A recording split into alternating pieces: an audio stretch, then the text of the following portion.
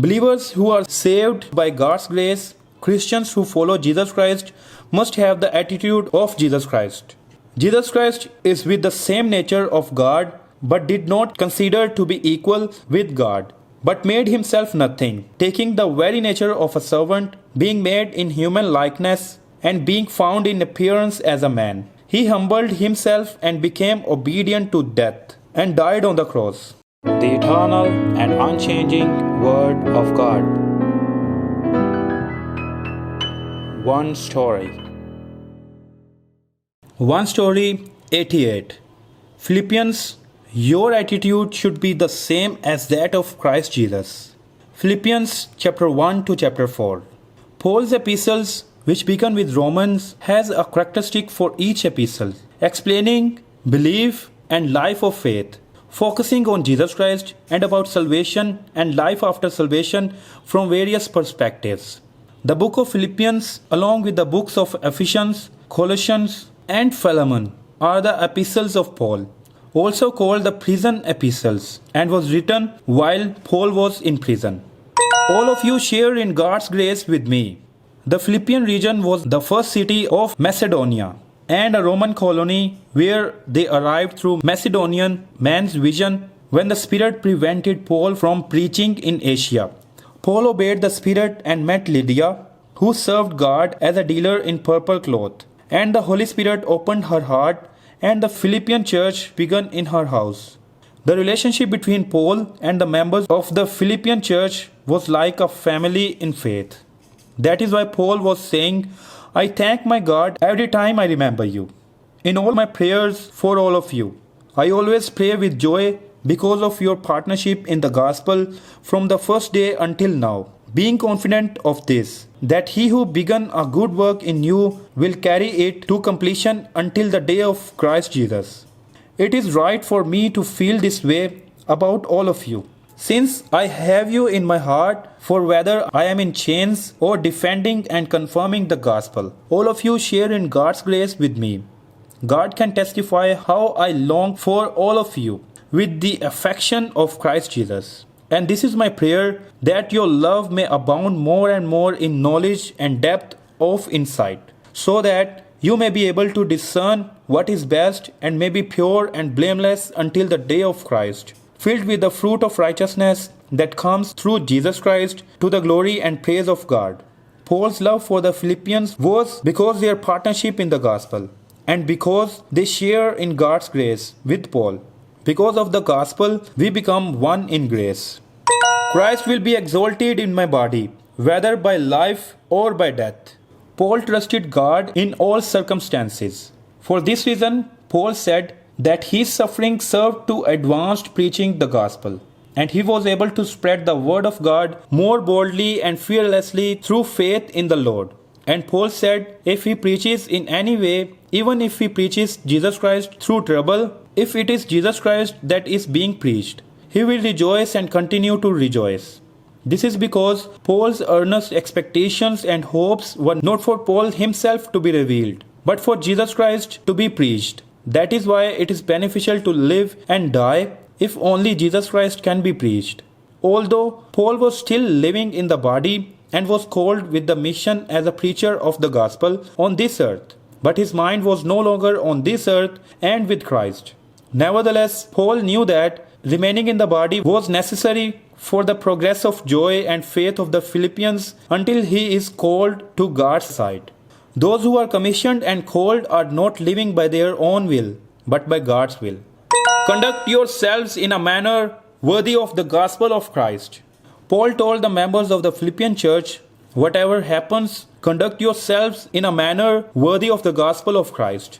And firmly said, for it has been granted to you on behalf of Christ not only to believe on him, but also to suffer for him. Since you are going through the same struggle you saw I had, and now hear that I still have. The treasures are in jars of clay, and the value of the earth of clay is evaluated by the treasure. But the jar of clay is still in this world. So, just as the world killed Jesus Christ, the treasure, the world will also hate those who do not belong to the world and who follow Jesus Christ.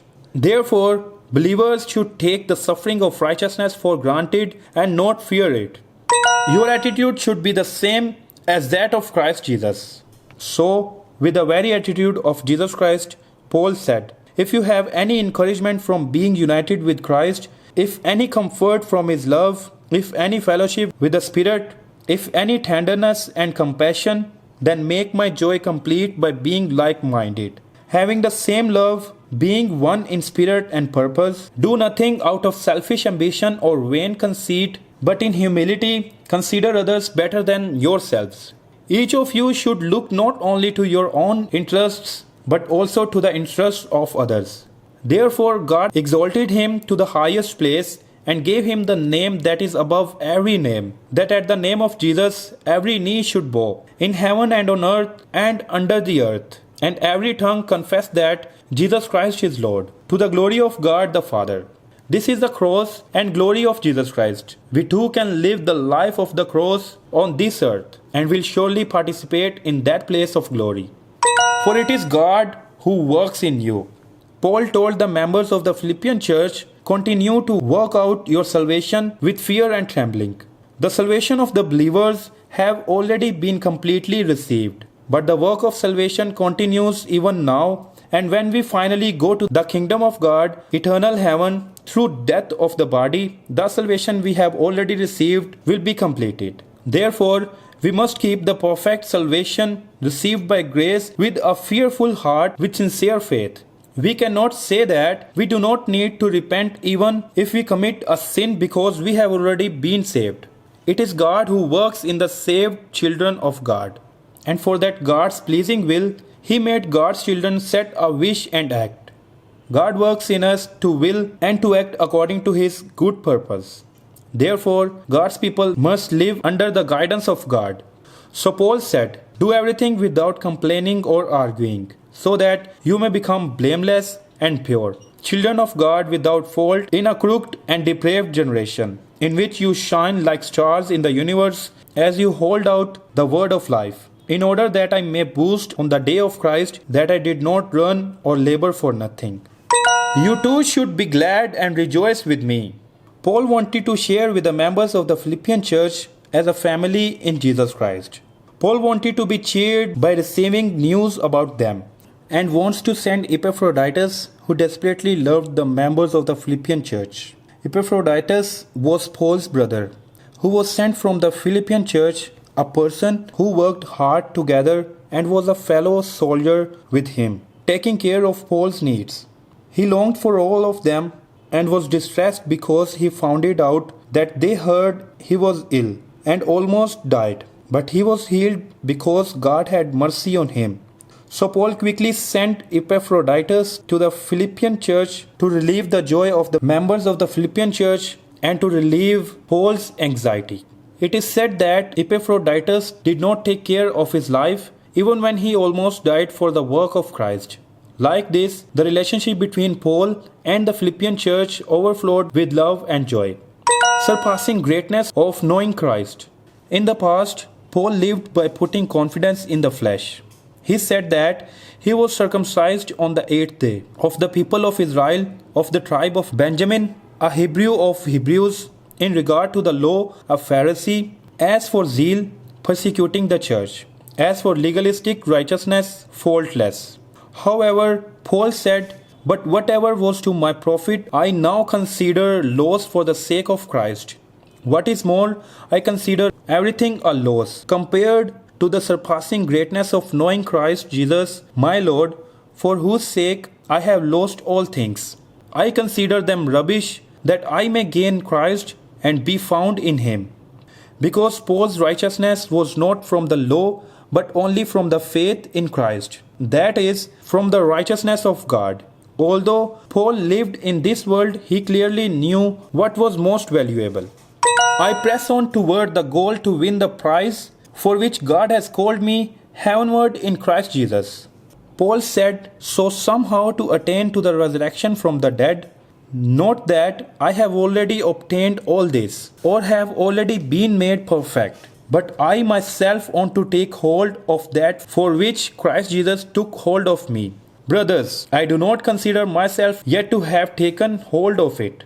But one thing I do, forgetting what is behind and straining toward what is ahead. I press on toward the goal to win the prize, for which God has called me heavenward in Christ Jesus. Speaking of the race of faith, it was certain Paul received faith, but was speaking of the good fight of faith as a person who received that salvation. Our citizenship is in heaven. Paul said, "Join with others in following my example." This does not mean to follow Paul.